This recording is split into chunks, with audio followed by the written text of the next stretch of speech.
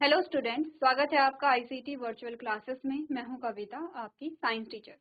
उम्मीद करती हूं आप सभी अच्छे होंगे और स्वस्थ होंगे। तो क्लास आज हम यहाँ पर क्लास 10th का साइंस का जो पेपर है उसे हम देखेंगे एक बार कि जो क्वेश्चन पेपर है वो कैसा आता है, क्वेश्चन का पैटर्न कैसा रहता है, नंबर जो डिवाइड कर रखे हैं वो किस प्रकार से डिवाइड कर रखे हैं। तो एक बार हम लोग पूरे क्वेश्चन पेपर को देख लेंगे।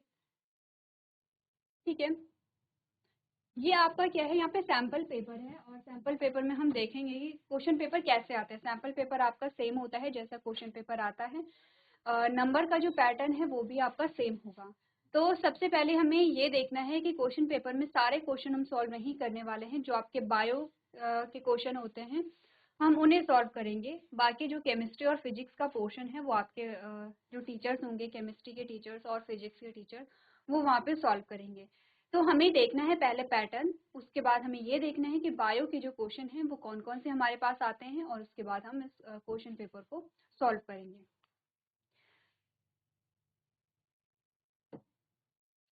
तो ध्यान से देखिए, हमने कहा जो क्वेश्चन पेपर है वो क्या होगा। यहाँ पे पूर्णांक देखिए, टोटल जो नंबर होते हैं वो 80 नंबर का क्वेश्चन पेपर होता है। ठीक है, पूरा जो क्वेश्चन पेपर होगा वो 80 नंबर का होगा। तो वैसे जो क्वेश्चन पेपर होता है वो टोटल 100 का होता है, जिसमें से 80 जो मार्क्स होते हैं उसका आपका क्वेश्चन पेपर आएगा और जो 20 मार्क्स का होगा वो प्रैक्टिकल होता है। ठीक है, वो आपका क्या होगा, प्रैक्टिकल होता है। प्रैक्टिकल में भी आपके नंबर जो है वो डिवाइडेड रहते हैं, जैसे कि कुछ जो पोर्शन है आपका आपने प्रैक्टिकल फाइल के होते हैं। ठीक है, कुछ जो प्रैक्टिकल परफॉर्म करने के होते हैं, कुछ वाइवा होता है, कुछ आपका जो पूरे साल भर का रिकॉर्ड है कि आपने क्लास में कैसे परफॉर्म किया है, कुछ उसका यहाँ पे क्या आता है, वेटेज आता है। तो आपके नंबर इस प्रकार से डिवाइडेड होते हैं। तो टोटल आपका अगर हम देखें कि थ्योरी पोर्शन जो है वो आएगा 80 नंबर का।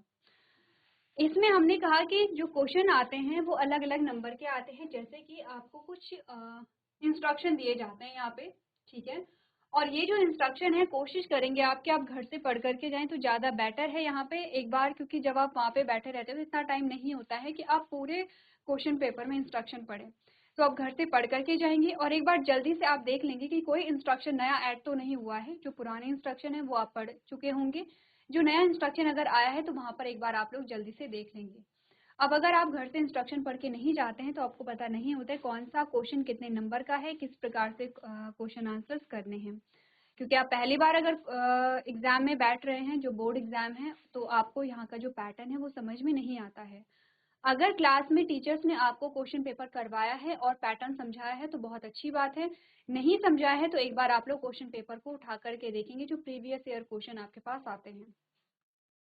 पढ़ लेते हैं। सबसे पहले आपको बोला गया कि इसमें टोटल नंबर ऑफ क्वेश्चन कितने हैं, 13 क्वेश्चन है। ठीक है, 30 जो इसमें क्या है प्रश्न है और सभी प्रश्न अनिवार्य हैं। ठीक है, 30 नंबर आप 30 जो क्वेश्चन है वो आपको क्या करने हैं, यहाँ पर अटेंड करने हैं। जब भी क्वेश्चन को आप देखेंगे तो क्वेश्चन को सॉल्व करेंगे तो सबसे पहले केयरफुली आप उसे पढ़ेंगे और तब जाके आप उसका आंसर करेंगे। सबसे पहले क्या करना है, क्वेश्चन को समझना है और उसके बाद उसका आंसर करना है। उसके बाद हमने कहा प्रश्न संख्या एक बहुविकल्पी प्रश्न है। जो क्वेश्चन नंबर 1 है वो क्या है, मल्टीपल चॉइस क्वेश्चन आपके पास आते हैं। इस प्रश्न के प्रत्येक खंड में उत्तर के 4 विकल्प दिए गए हैं। सही विकल्प अपनी उत्तर पुस्तिका में लिखेंगे। आपको क्वेश्चन नोट नहीं करना है, क्वेश्चन नंबर डालना है और सीधे आंसर लिख देना है। तो मल्टीपल चॉइस क्वेश्चन आप जानते हैं क्या होते हैं, बहुविकल्पी प्रश्न। आपने हर एक चैप्टर पढ़ा है और उसके बाद आपने मल्टीपल चॉइस क्वेश्चन को सॉल्व किया है। ठीक है, अब यहाँ पे मल्टीपल चॉइस क्वेश्चन सॉल्व करते टाइम आपने कहा कि इनमें क्या होता है, 4 ऑप्शन होते हैं, 4 क्या होते हैं, विकल्प होते हैं और 4 विकल्प में से आपको एक जो विकल्प है वो यहाँ पे सेलेक्ट करना होता है। तो उस एक विकल्प को आप अपने उत्तर पुस्तिका आंसर शीट में आप लिखते हैं। क्वेश्चन नंबर डालना है, जैसे क्वेश्चन नंबर 1 का आंसर क्या है आपने वो ऑप्शन वहाँ पे लिख लेना है। ठीक है, सेकेंड जो आपको बोला गया है वो है प्रश्न संख्या एक का प्रत्येक खंड 1 अंक का है। ठीक है, क्वेश्चन नंबर 1 में जितने भी खंड होंगे वो 1 नंबर के होंगे, यानी कि क्वेश्चन नंबर 1 के अलग अलग खंड होंगे, क ख ग करके।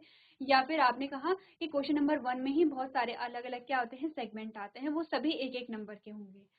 उसके बाद प्रश्न संख्या 2 से 9 तक 1 अंक के प्रश्न है। अब आपने कहा ये भी 1 अंक है, ये भी 1 अंक है। क्वेश्चन नंबर 1 जो है वो मल्टीपल चॉइस है, क्वेश्चन नंबर 2 जो है वो आपके क्वेश्चन आंसर्स हैं। तो आपने बोला each part of question number 1 carries 1 mark, question number 2 to 9 are 1 mark each. Okay, प्रश्न संख्या 10 से लेके 15 तक 2 अंक के प्रश्न हैं, ठीक है। हमने कहा 2 से लेके 9 तक के जो प्रश्न होंगे वो 1-1 नंबर के हैं, 10 से लेके 15 तक के जो क्वेश्चन है वो 2 नंबर के हैं, प्रश्न संख्या 16 से लेके 23 तक के जो क्वेश्चन है वो 3 अंक के हैं, और प्रश्न संख्या 24 से लेकर के 30 तक के जो क्वेश्चन है वो 4 अंक के आपके पास आते हैं, ठीक है। तो क्या हमने पढ़ा, हमने कहा question number 10 to 15 are 2 marks each, question number 16 to 23 are 3 marks each, question number 24 to 30 are 4 marks each. Clear है। आगे बढ़ते हैं। आपने कहा इस प्रश्न पत्र में समग्र पर कोई विकल्प नहीं है, तथापि कतिपय प्रश्नों के आंतरिक विकल्प प्रदान किया गया है। ऐसे प्रश्न में से केवल एक विकल्प का ही सही उत्तर दीजिए, यानी कि there is no overall choice in this question paper. However, an internal choice has been provided in few questions. Attempt only one of the given choice in such questions. आपको बोला गया है कुछ कुछ ऐसे क्वेश्चन हैं जिनमें कि आपको ऑप्शन दिए गए हैं, जैसे कि क्वेश्चन नंबर 9 है, और क्वेश्चन नंबर 9 के 2 ऑप्शन है कि 2 प्रश्न में से आप एक प्रश्न चूज कर सकते हैं जो भी आपको आता होगा। तो जहाँ पे अथवा या और में आपके पास क्वेश्चन आएंगे वहां पर आप एक ही प्रश्न को चूज करेंगे। तो ये आपके क्या आते हैं, कुछ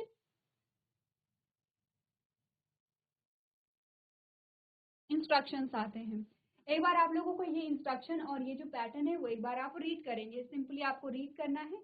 उसके बाद हम स्टार्ट करेंगे क्वेश्चन नंबर 1 से अपना क्वेश्चन पेपर।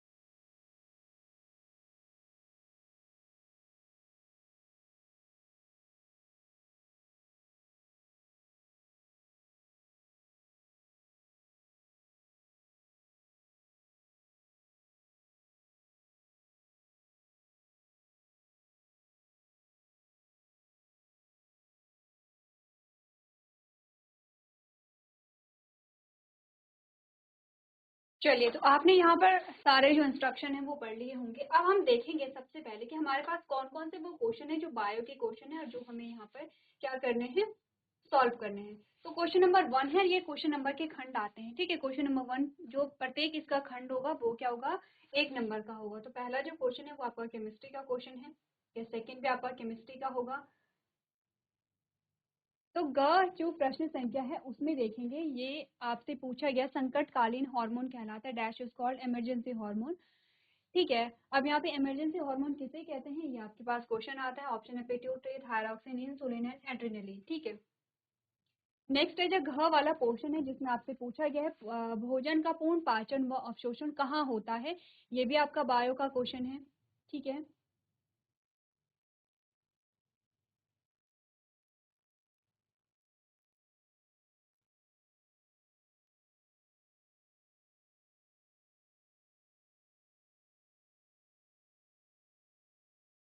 चलिए क्वेश्चन नंबर जो ज है, क्वेश्चन नंबर 1 का जो ज है, जो खंड है, वो भी आपका क्या है, नीचे दिए गए चित्र परितंत्र के विभिन्न पोषी स्तरों को दर्शाता है। ठीक है, आपसे पूछे गए चित्र में कौन सा पोषी स्तर उत्पादकों को प्रदर्शित करता है, तो कौन सा जो स्तर है वो उत्पादकों को प्रदर्शित करेगा वो आपको बताना है। ठीक है, यहाँ क्वेश्चन नंबर 1 आपका कंप्लीट होता है। अब है क्वेश्चन नंबर 2, जहाँ से क्वेश्चन आंसर आपके स्टार्ट होते हैं। ये एमसीक्यूज है, ये क्वेश्चन आंसर है। ठीक है, क्वेश्चन नंबर 5 देखिए, ये आपका बायो का क्वेश्चन है जिसमें आपसे पूछा गया कि शरीर की सबसे बड़ी अंतःस्रावी ग्रंथि का नाम लिखिए। ठीक है, नेक्स्ट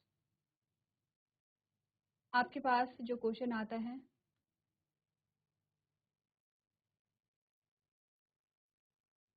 क्वेश्चन नंबर 13 जिसमें आपसे पूछा गया स्वपोषी तथा विषम पोषी में क्या अंतर है, प्रत्येक का एक उदाहरण दीजिए।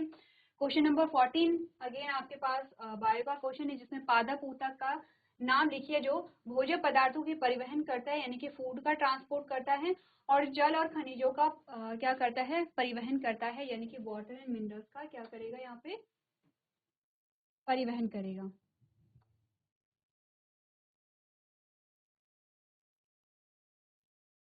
चलिए क्वेश्चन नंबर 18 देखिए जिसमें आपसे क्या पूछा गया है, यहाँ पे दोहरे परिसंचरण तंत्र से आप क्या समझते हैं, what do you mean by double circulation और डबल सर्कुलेटरी सिस्टम के बारे में हमने बात की थी, आपको डबल सर्कुलेशन बताना है। इसी का पार्ट 2 है यहाँ पे, यानी कि क्वेश्चन नंबर 18 कितने नंबर का है, 3 नंबर का है। डिवाइडेड है कि ये जो पहला खंड है वो 2 नंबर का है, जो दूसरा खंड है वो 1 नंबर का है, जिसमें बोला गया मानव रक्त में पाए जाने वाले श्वसन वर्णक का नाम लिखिए। ठीक है, क्वेश्चन नंबर 18 है। क्वेश्चन नंबर 19 देखिए, और आपसे पूछा गया मानव श्वसन तंत्र का स्वच्छ चित्र बनाइए तथा उसमें निम्नांकित भागों को दर्शाइए। अब हमने बोला था जो हमारे पास चैप्टर आया था लाइव प्रोसेसेस, उसमें हमने क्या बात की थी कि आपके पास कोई ना कोई ऐसा जो क्वेश्चन है वो आएगा जो सिस्टम से रिलेटेड होगा। तो आपके पास क्या आया है, यहाँ पे रेस्पिरेटरी सिस्टम आया है। ठीक है, इसी के और में अगर आपके पास आपको ये क्वेश्चन नहीं आता तो आप ये क्वेश्चन कर सकते हैं। आपने कहा मानव अंतःस्रावी तंत्र का स्वच्छ नामांकित चित्र बनाइए तथा उसमें से निम्नलिखित भागों को दर्शाइए। ठीक है,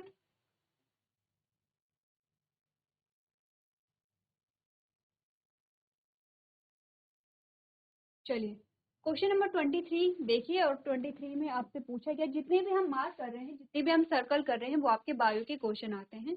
तो ध्यान से देखिए, आपसे पूछा गया है आपके पड़ोस में जैविक तथा अजैविक कचरे की समस्या दूर करने के लिए आप क्या क्या उपाय करेंगे, आप क्या क्या करेंगे कि जिससे ऑर्गेनिक और जो इनऑर्गेनिक जो वेस्ट है उसे रिमूव किया जा सके, या किस विकिरण से ओजोन परत पृथ्वी की सुरक्षा करती है, वो कौन सी विकिरण है जिससे कि ओजोन परत हमारी क्या करती है, सुरक्षा करती है। ठीक है, आगे बढ़ते हैं।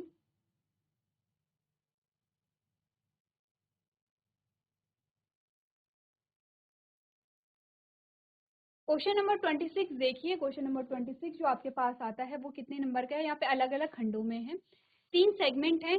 ठीक है, यहाँ पर आपने कहा कि ये 2 नंबर का होगा, ये एक एक नंबर के हैं। टोटल नंबर अगर क्वेश्चन नंबर 26 है तो वो 4 नंबर का आपके पास आता है। क्या पूछा गया है, जब शुद्ध लंबे मटर के पौधे कैपिटल टी का संकरण शुद्ध बौने मटर के पौधे स्मॉल टी के साथ कराया जाता है तो F1 पीढ़ी में केवल लंबे पौधे दिखाई देते हैं, इसमें बौने पौधों का लक्षण क्या होता है, सचित्र समझाइए। तो हमें क्या बताना है, if a pure tall pea plant is crossed with a pure dwarf pea plant then in F1 generation only tall plants appear, what happens to the traits of the dwarf plants described with figure। आपको बोलना है कि छोटे जो बौने पौधे थे, जो छोटे प्लांट थे, उनके फीचर्स के साथ, उनके ट्रेड्स के साथ क्या हुआ, ये आपको बताना है। सेगमेंट पहला है। दूसरा का आपसे पूछा गया अनुवांशिकता का जनक किसे कहा जाता है, who is known as the father of heredity, father of heredity किसे कहते हैं। तीसरा सेगमेंट है कि डीएनए का पूरा नाम लिखिए, बहुत इजी क्वेश्चन है कि डीएनए की फुल फॉर्म आपको बतानी है। अब देखिए कितना अच्छा क्वेश्चन आपके पास आया है। ठीक है, क्वेश्चन नंबर 27 देखिए, और क्वेश्चन नंबर 27 जो आपसे पूछा गया है, आपने शॉर्ट नोट्स लिखना है। 4 नंबर का है, ये भी 2 नंबर का है, ये 2 नंबर के डिवाइडेड है। यहाँ पर आपको द्विखंडन यानी बाइनरी फिजन या और कायिक प्रवर्धन यानी वेजिटेटिव प्रोपेगेशन पे टिप्पणी लिखनी है, शॉर्ट नोट लिखना है। डायग्राम आप बना सकते तो और अच्छी बात है, ठीक है। इसी के और में अगर आपको ये नहीं आता है तो इसी के अथवा में आपके पास फिर से एक और क्वेश्चन आया है जो 2 खंडों में विभाजित है, क्योंकि टोटल नंबर क्या है, 4 नंबर का क्वेश्चन है, तो 2 का ये होगा, 2 का ये होगा। आपने का निषेचन क्या है, बाह्य निषेचन व आंतरिक निषेचन में अंतर बताइए।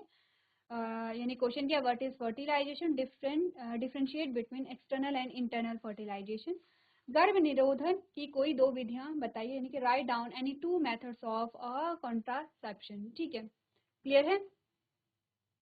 क्वेश्चन नंबर 28 देखिए, ये आपके बायो का क्वेश्चन है। इसमें आपके फिर से 3 सेगमेंट आते हैं। 4 नंबर का है, पहला 2 नंबर का है, दूसरा 1 नंबर का है, और नेक्स्ट भी क्या है, 1 नंबर का है। पूछा गया रंध्र किसे कहते हैं, रंध्र का नामांकित चित्र बनाइए। तो सबसे पहले रंध्र की जो डेफिनेशन है वो 1 नंबर की है। रंध्र का जो चित्र होगा वो भी क्या होगा, 1 नंबर का होगा। टोटल 2 नंबर हो गए हैं। दूसरा है कि फाइटो हार्मोन क्या है, बट आर फाइटो हार्मोन, आपको डेफिनेशन बतानी है।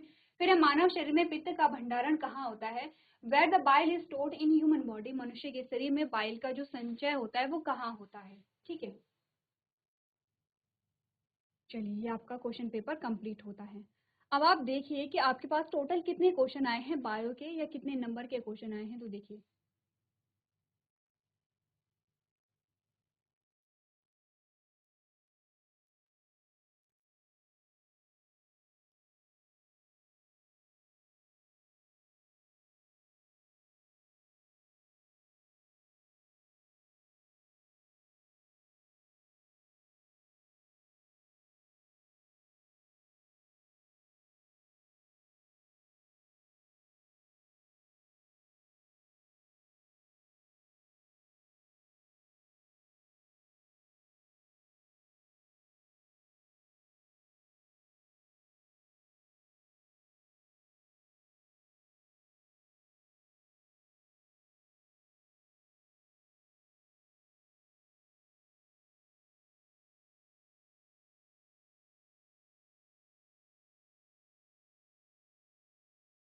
चलिए, तो आपके पास जो बायो के क्वेश्चन आए हैं वो 27-28 यहाँ पर क्वेश्चन आए हैं, 27-28 नंबर का, यानी कि 27-28 नंबर का जो पोर्शन है वो यहाँ पर आपके पास बायो का दिया हुआ है, ठीक है। अब आपने क्या करना है, यहाँ पर देखने हैं और अच्छे से चीजों को समझना है, ठीक है। सबसे पहले हमारे पास जो हमारे बायो का सबसे पहला क्वेश्चन आता है वो है जो क्वेश्चन नंबर 1 का ग है, जिसमें कहा गया संकटकालीन हार्मोन कहलाता है, यानी dash is called emergency hormone. Emergency hormone किसे कहते हैं ये बताइए। आपने कहा जो पिट्यूटरी है, पिट्यूटरी क्या है, पिट्यूटरी ग्लैंड है, और पिट्यूटरी ग्लैंड से क्या यहाँ पे होता है, आपने कहा बहुत सारे हार्मोन जैसे ग्रोथ हार्मोन है वो रिलीज होते हैं, और अदर जो हार्मोन है उन्हें रिलीज होने के लिए आपने कहा कि जो यहाँ पे स्टिमुलस प्रोवाइड किया जाता है वो पिट्यूटरी से करवाया जाता है। नेक्स्ट हमारे पास आता है थायरोक्सिन, जो कहाँ से होता है, थायराइड से रिलीज होता है, जो मेटाबॉलिज्म में इंपॉर्टेंट रोल प्ले करता है। नेक्स्ट हमारे पास इंसुलिन है जो पैनक्रियाज से रिलीज होता है, और यहाँ पर ये क्या करता है, जो ब्लड शुगर लेवल है उसे मेंटेन करता है। एड्रेनलिन है जो कहाँ से होता है, एड्रेनलिन जो हार्मोन है यहाँ पर हमने कहा किडनी, आप सभी जानते हैं, और किडनी के ऊपर एक ग्लैंड होती है, एड्रीनल ग्लैंड जो होती है, ठीक है। इस एड्रीनल ग्लैंड से रिलीज होता है एड्रेनलिन, ठीक है। और ये जो एड्रेनलिन है इसे हम क्या कहते हैं, यहाँ पे इमरजेंसी हार्मोन कहते हैं। तो हमने पढ़ा था जब आप बात कर रहे थे यहाँ पे कंट्रोल एंड कोऑर्डिनेशन, जब आप पढ़ रहे थे, और कंट्रोल एंड कोऑर्डिनेशन में आपने नर्वस सिस्टम पढ़ा था। जब आपने नर्वस सिस्टम पढ़ा था तो हमने कहा था कि क्या होता है आपके यहाँ पे जो नर्वस सिस्टम है,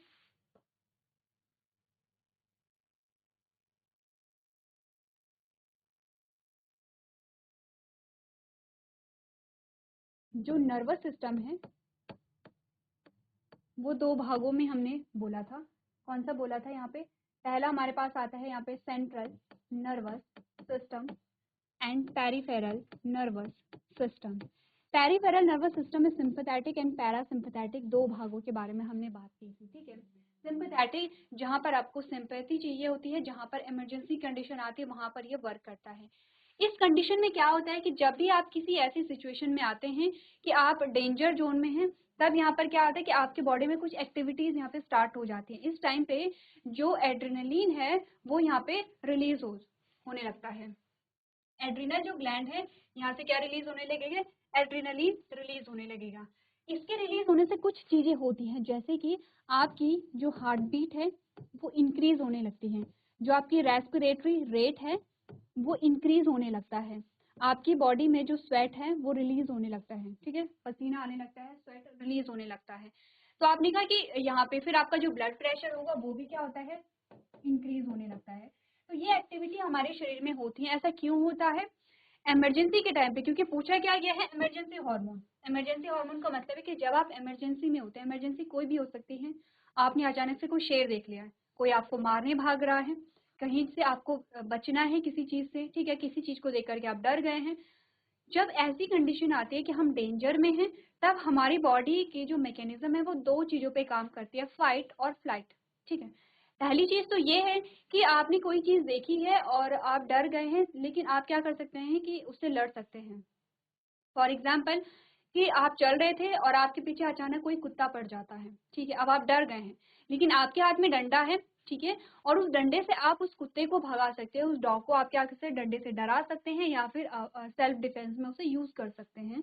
यहाँ पर आपने चूज किया फाइट को, क्योंकि आपके ब्रेन को ये पता है कि आपके हाथ में क्या है, डंडा है या छड़ी है। तो यहाँ पर क्या होता है कि हमारा जो नर्वस सिस्टम है, ये हमारे जो सेंस ऑर्गन है वो क्या करते हैं, स्टिमुलस को रिसीव करते हैं। वो कुत्ते का हमारे पीछे भागना क्या था, वो एक स्टिमुलस है। हमारे सेंस ऑर्गन ने, जो रिसेप्टर है हमारे सेंस ऑर्गन पे, उन्होंने रिसीव किया है कि हम क्या है, डेंजर में हैं और हमें यहाँ से क्या करना है, भागना पड़ेगा या हमें अपनी सुरक्षा करनी है, ठीक है। जब ये मैसेज हमारे ब्रेन तक पहुंचाया जाता है तो ब्रेन क्या करेगा, एनालाइज करेगा सिचुएशन को, और ब्रेन फिर क्या देगा, कमांड देगा। अगर आपके हाथ में कोई डंडा नहीं है, आपके आसपास कोई ऐसा नहीं है कि जो आपको बचा सके, तो आप भागेंगे वहां से, ठीक है। लेकिन आपके ब्रेन ने एनालाइज किया कि आपके पास एक डंडा है, एक छड़ी है, जिससे कि आप अपनी रक्षा कर सकते हैं। वहां पर आपने चूज किया है फाइट करना, कि आप डंडे से उसे डरा रहे हैं या डंडे से उस डॉगी को भगा रहे हैं। अब आपके पास कोई डंडा नहीं है, आपके पास कोई हेल्प नहीं है, इस केस में आप क्या करेंगे, आसपास जैसे कि हम पत्थर भी उठा लेते हैं कई बार डराने के लिए, ठीक है, सेल्फ डिफेंस के लिए। आपके पास ऐसी कोई चीज नहीं है कि जिससे कि आप उस डॉगी को डरा सके या उसे भगा सके। सेकंड, आपके पास जो ऑप्शन होगा वो होगा फ्लाइट। दोनों ही कंडीशन में, चाहे फाइट है या फ्लाइट है, या तो आप लड़ रहे हैं या भाग रहे हैं, दोनों कंडीशन के लिए कुछ चीजें होती हैं। क्या चीजें होती हैं, सबसे पहली जो चीज है वो होती है, आपको एनर्जी की रिक्वायरमेंट है। आपको क्या चाहिए यहाँ पर, एनर्जी। आपको क्या चाहिए, यहाँ पे एनर्जी चाहिए। आप लड़ेंगे तो भी आपको एनर्जी चाहिए, आप भागेंगे तो भी आपको एनर्जी चाहिए। ये एनर्जी जो मिलती है आपको, वो कैसे मिलेगी, आपने कहा ये ग्लूकोज के ब्रेक डाउन से मिलेगी। ग्लूकोज का जब क्या होगा, ब्रेक डाउन होगा। इस ग्लूकोज के ब्रेक डाउन के लिए आपको क्या चाहिए होगी, ऑक्सीजन चाहिए होगी, ठीक है। ये स्वेटिंग हम यहाँ पर देखते हैं, ठीक है।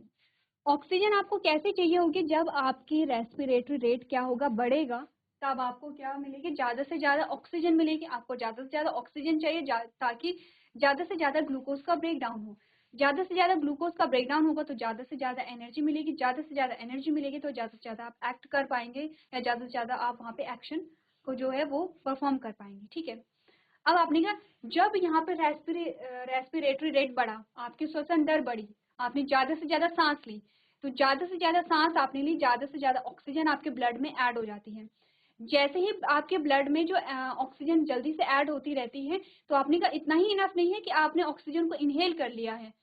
यहाँ पर क्या है, अब आपको दूसरा जो स्टेप है वो भी फॉलो करना पड़ेगा। हमारा जो हार्ट है वो क्या कर रहा है, पंप कर रहा है हमारे बॉडी में किसी ब्लड को, ठीक है।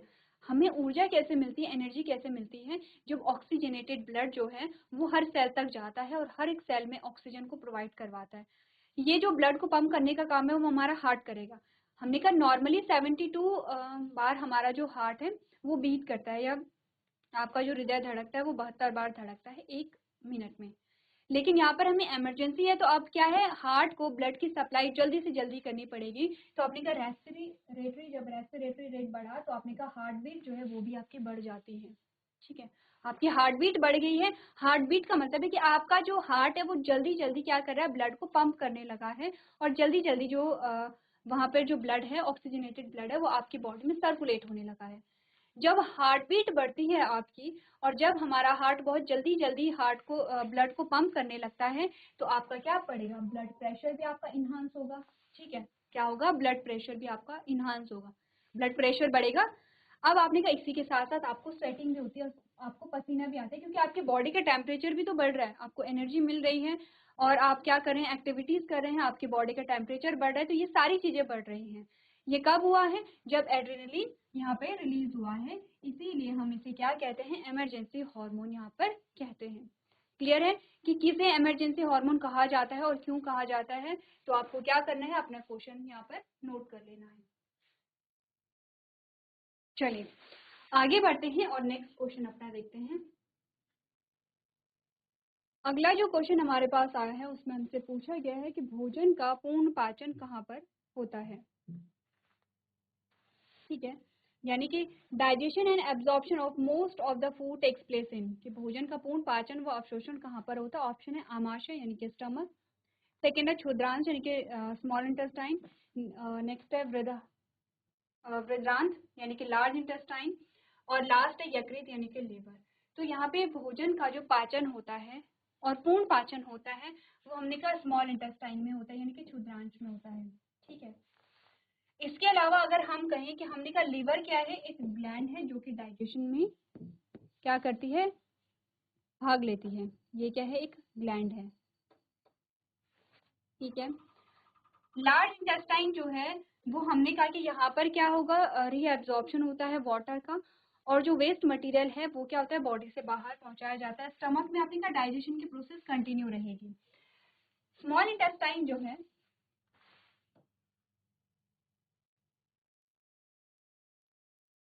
आपसे पूछा जा सकता है, जरूरी नहीं है कि क्वेश्चन अभी आपके पास दिया है तो आगे भी है, आपसे ये भी पूछा जाता है कि स्मॉल इंटेस्टाइन के किस भाग में जो भोजन का पाचन और अवशोषण दोनों होता है। तो कैसे पाचन और अवशोषण होता है, देखिए हमने कहा ये है इंटेस्टाइन, ठीक है, ये है छोटी आंत,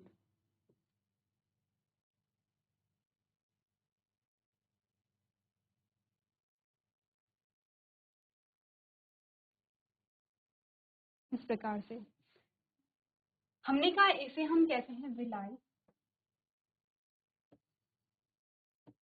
और इसे हम कहते हैं माइक्रोविलाई,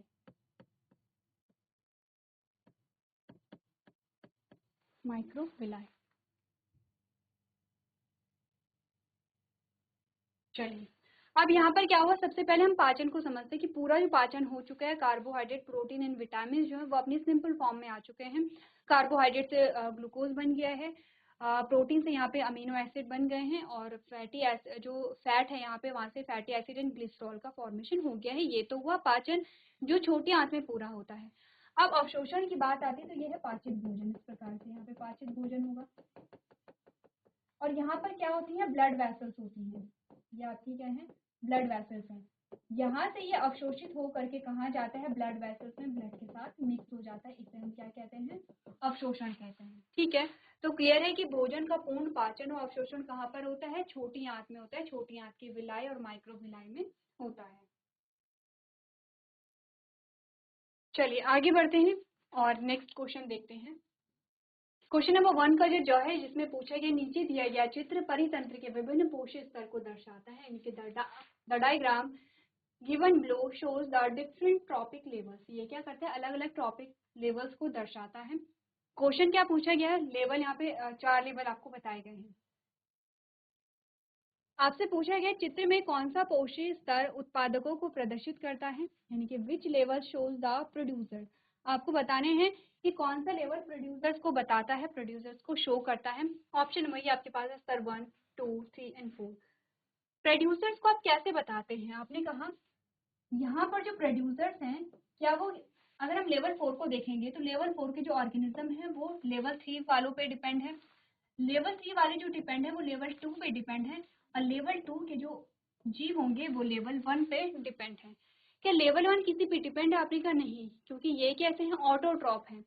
हमने कहा जब भी हम प्रोड्यूसर्स की बात करेंगे, जब भी हम उत्पादकों की बात करेंगे, हम बात करेंगे ऑटोट्रॉफ की। जो ऑटोट्रॉफ्स होते हैं, जो स्वपोषी होते हैं, वही क्या होते हैं, प्रोड्यूसर्स होते हैं। और प्रोड्यूसर्स का नंबर हमेशा ज़्यादा होता है, ठीक है। तो हमने कहा कि आंसर हमारा क्या आएगा, जो लेवल 1 है वो क्या दिखाता है, यहाँ पे स्तर 1 क्या दिखाता है, यहाँ पे उत्पादकों की संख्या को प्रदर्शित करता है। तो चलिए अपना आंसर नोट कर लेंगे आप लोग। चलिए, तो इसी के साथ हमने क्वेश्चन नंबर 1 जो है वो कंप्लीट कर लिया है। अब हमारे पास नेक्स्ट सेगमेंट आता है जिसमें हम बात करेंगे क्वेश्चन नंबर 5 की, जिसमें पूछा गया कि सबसे बड़ी क्या है, यहाँ पे अंतःस्रावी ग्रंथि का नाम लिखिए, जो कि आपको लिख करके लेके आनी है। सिर्फ अंतःस्रावी ग्रंथि नहीं बल्कि बहिःस्रावी ग्रंथि, सबसे बड़ी बहिःस्रावी ग्रंथि और सबसे बड़ी अंतःस्रावी ग्रंथि, दोनों का आप यहाँ पे नाम लिख करके लेके आएंगे। तो आज के सेशन में हम इतना ही करेंगे। अभी तक क्लास में बने रहने के लिए आपका धन्यवाद।